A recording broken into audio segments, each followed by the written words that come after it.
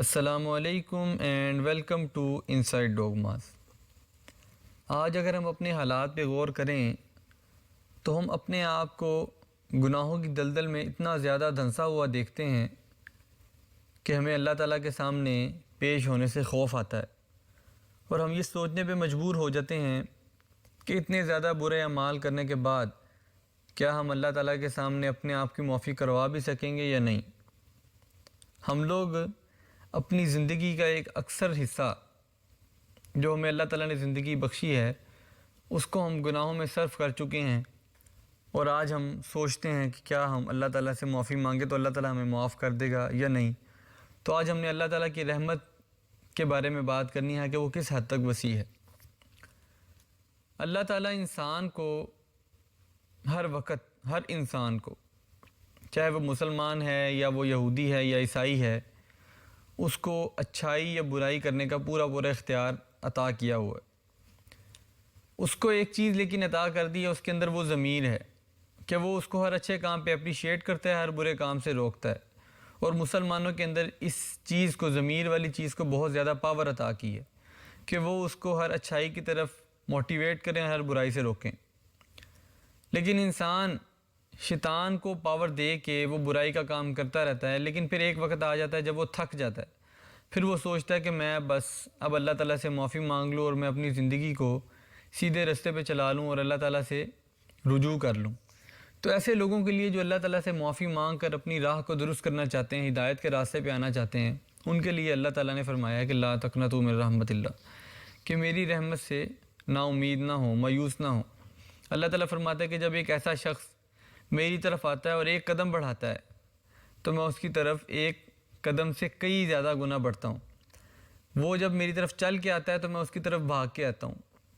پھر ایسے ہی شخص کے بارے میں اللہ تعالیٰ نے فرمایا جو کہ اللہ تعالیٰ کی طرف رجوع کرنا چاہتا ہے، اللہ تعالیٰ کی طرف لوٹ کے آتا ہے، اللہ تعالیٰ سے محبت شروع کر دیتا ہے، تو اللہ تعالیٰ فرماتے ہیں کہ میں بھی اس سے محبت کرنے لگ جاتا ہوں، اور پھر میں اس کے ہاتھ بن جاتا ہوں، اس کے پاؤں بن جاتا ہوں، اس کے کان بن جاتا ہوں۔ وہ ہاتھ جس سے وہ کام کرتا ہے، وہ پاؤں جس سے وہ چلتا ہے، وہ کان جس سے وہ سنتا ہے۔ تو خود سوچیں، ایک ایسا شخص جس کے کان، ہاتھ، پاؤں اللہ تعالیٰ خود بن رہا ہے تو وہ کیسے برائی کی طرف ملوث ہو سکتا ہے؟ جب وہ انسان اللہ تعالیٰ سے محبت کرنے لگ جاتا ہے تو اللہ تعالیٰ اس کو ایسا نوازتا ہے کہ وہ سوچ بھی نہیں سکتا۔ اسی لیے ہمیں چاہیے کہ ہم لوگ کسی کو برا نہ سمجھیں، کیونکہ ہو سکتا ہے کہ ہم جس کو برا سمجھ رہے ہیں وہ اللہ تعالیٰ کے نزدیک بہت زیادہ اچھا ہو، اور اس کی عبادات جو تھوڑی بھی ہوں وہ بھی اللہ تعالیٰ کو اتنی پسند آتی ہوں کہ اللہ تعالیٰ اسے معاف کر دے۔ اللہ تعالیٰ تو ایسی معاف کرنے والی ذات ہے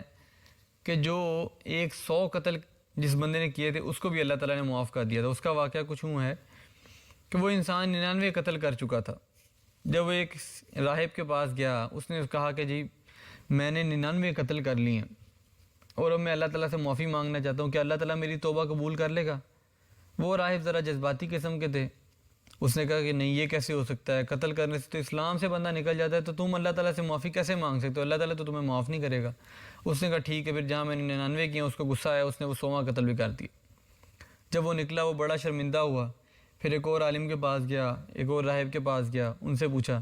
اس نے کہا ہاں بے شک اللہ کی رحمت تو بہت وسیع ہے اور اللہ تعالیٰ تو معاف کرنے والی ذات ہے، تم اللہ تعالیٰ سے دل سے مانگ کے تو دیکھو۔ اس نے سوچا کہ بس میں نے اب اللہ تعالیٰ سے معافی مانگ لینی ہے۔ پھر عالم نے اس کو کہا کہ اگر تم واقعی اللہ تعالیٰ سے رجوع کرنا چاہتے ہو نا تو تم یہ بستی چھوڑ کے نا کہیں اور چلے جاؤ، تاکہ تم ایک نئی شناخت سے نئی زندگی کا آغاز کرنے جا رہے ہو، تو اللہ تعالیٰ تمہیں یقیناً معاف کر دے گا۔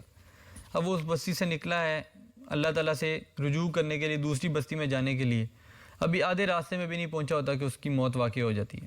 اب جب اس کو فرشتے لینے آتے ہیں تو ایک طرف جنتی فرشتے لینے پہنچ جاتے ہیں، دوسری طرف جہنمی فرشتے۔ جہنمی فرشتے کہتے ہیں کہ جی ابھی اس نے اللہ تعالیٰ سے معافی مانگی تھی لیکن یہ ابھی نئی بستی میں نہیں پہنچا تھا اور اس نے اتنے گناہ کیا، ہم اس کو جہنم میں لے کے جائیں گے۔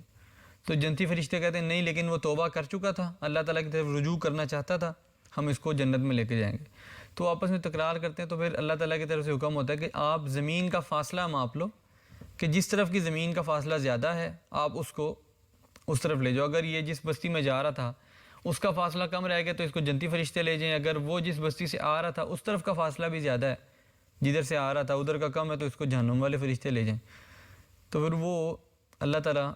وہ بستی کو حکم دیتا ہے جدھر وہ جا رہا تھا کہ تو قریب آ جا، تاکہ وہاں کا فاصلہ کم ہو جائے، اور اس وسیع کو کہتے ہیں کہ تو دور ہو جا۔ پھر جب وہ فاصلہ ماپتے ہیں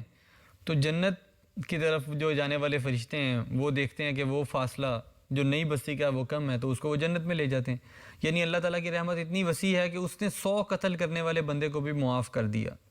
تو ہم لوگ تو اس کے سامنے بہت کم گناہ گار ہیں،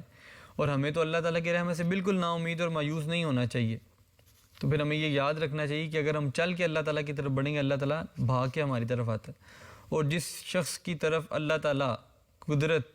بنانے والا، تقدیر کا مالک، خالق، رازق خود بھاگ کے آئے، وہ انسان کتنا خوش نصیب ہوگا۔ تو آج ہمیں اللہ تعالیٰ سے معافی مانگنی ہے، اپنے اعمال کے اوپر نظر ثانی کرنی ہے، اور اللہ تعالیٰ سے اپنے گناہوں کی معافی مانگ کر اللہ تعالیٰ کی رحمت سے نا امید نہیں ہونا، اللہ تعالیٰ کی طرف بڑھنا ہے، اور اپنے آپ کو اللہ تعالیٰ کی محبت کا مستحق کرنا ہے۔ میری اللہ تعالیٰ سے دعا ہے کہ اللہ تعالیٰ ہم سب کے اعمال پہ نظر ثانی کرنے کی توفیق دے، ہمیں معاف کر دے، اور ہمیں اپنے قریب آنے کی توفیق دے۔ اسی دعا کے ساتھ آپ سے اجازت چاہوں گا، ہمیں اجازت دیجیے، اللہ نے کے پاس۔